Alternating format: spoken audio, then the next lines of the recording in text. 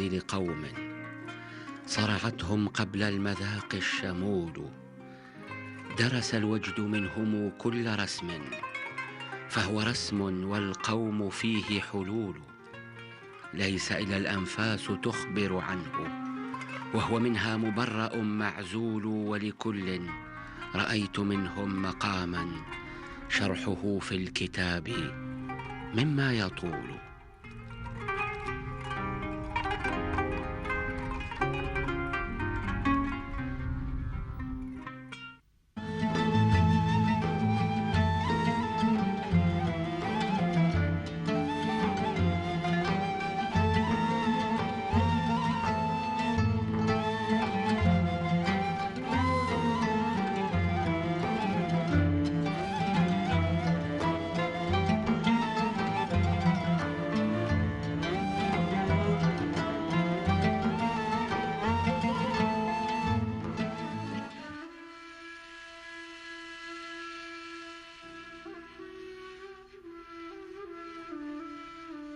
يقول الشيخ العلامة المفتي سيدي محمد بن أحمد الحضيقي المتوفى سنة 89 و100 وألف للهجرة في طبقاته: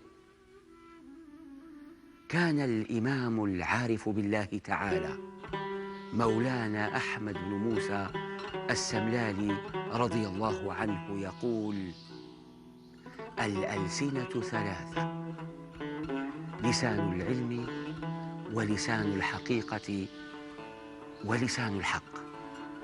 فلسان العلم ما يؤدي إلى العلم بواسطة، ولسان الحقيقة نور يقذفه الله في قلب من يشاء، ولسان الحق ليس إليه سبيل.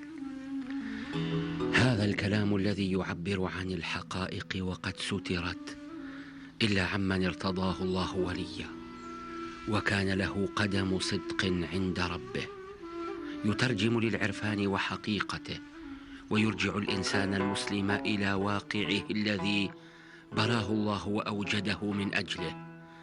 إذ المعرفة حجة الله والعلم محجته، فالعارف يستدل بالله والعالم يستدل إليه. هذا الكلام صاف كالحق، منزه عن الريب كالواقع، مرآة مجلوة تشرق فيها الحقائق، تملأ صفاءها فتنة وجمالا. هذا هو منطق العارفين، وهذه لغتهم رضي الله عنهم. هي شيء ظاهر من روعة الحق، إنها كلام قلوبهم، بل إنهم هم في كلامهم، وأمام دفق الحقيقة وعظمة الحق يتوقفون. فيقول قائلهم مولانا أحمد موسى رضي الله عنه، وهو المحدث المخبر عنهم: ولسان الحق ليس إليه سبيل.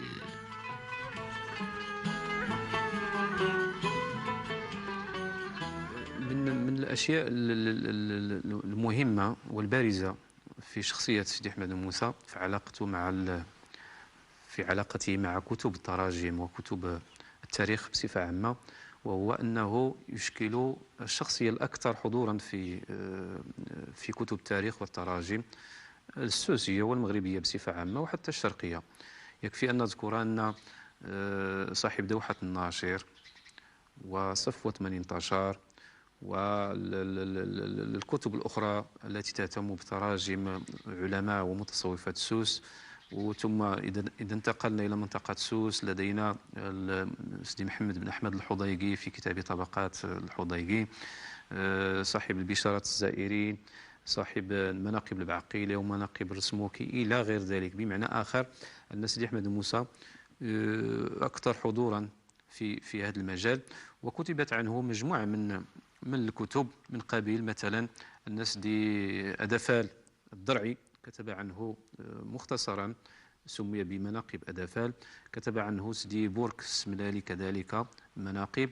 بمعنى آخر ثم هذا الحضور المتميز يتجلى أن عندما يستهل هؤلاء تراجمهم دائما يستهلونها بترجمة سيدي أحمد موسى، وهذا أكبر دليل على مكانته وتميزه ضمن متصوفة سوس والمغرب بصفة عامة.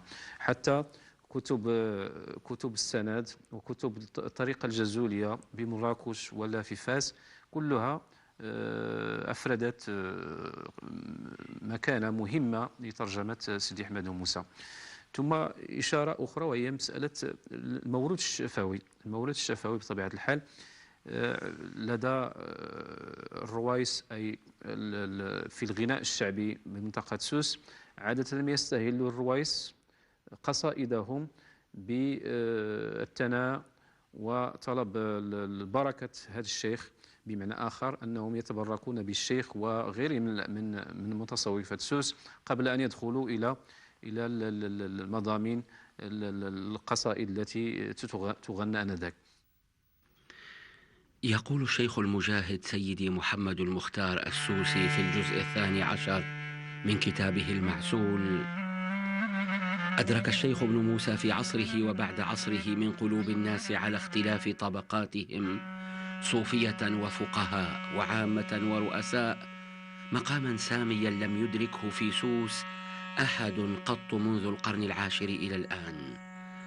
فقد عاصر في عهده من مشايخ الصوفية ومن كبار العلماء السنيين من كانوا سلموا له الأمر وصيروه قدوة يقتدون به ويرون أنفسهم دونه بدرجات. وهذا العارف بالله الكبير في غنى عن كل تعريف، إذ المعروف لا يعرف. أمره رضي الله عنه كله عجيب وحقيق بكل من يريد أن يترجم لأكابر رجال الله وأهله بالمغرب من أمثال الإمام أبي محمد مولانا عبد السلام بن مشيش الحسني دفين جبل العلم، أو مولانا أبي يعزى يلنور، أو مولانا الإمام أبي الحسن الشاذلي، أو مولانا الإمام أبي عبد الله محمد بن سليمان الجزولي رضي الله عنهم، أن يقف على ترجمة مولانا أحمد موسى السملالي قدس الله سره ويذكره، فإنه بلغ الدرجات العلى في المعارف اللدنية وحاز فيها قصب السبق زمانه قدس الله سره.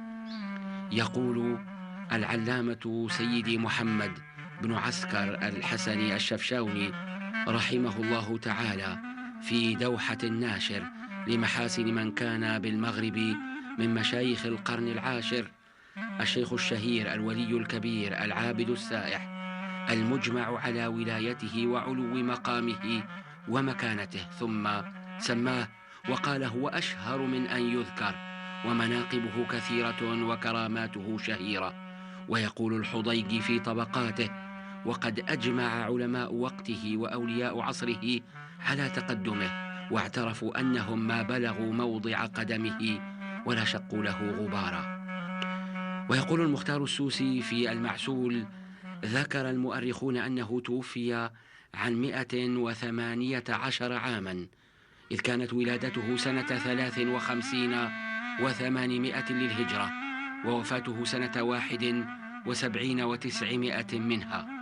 ويذكر سيدي محمد المختار السوسي أن أمه رضي الله عنها كان اسمها تون وقبرها لا يزال معروفا، وأن أباه هو مولانا موسى ولا يزال قبره كذلك معروفا مشهورا إلى الآن بقبيلة سملالة.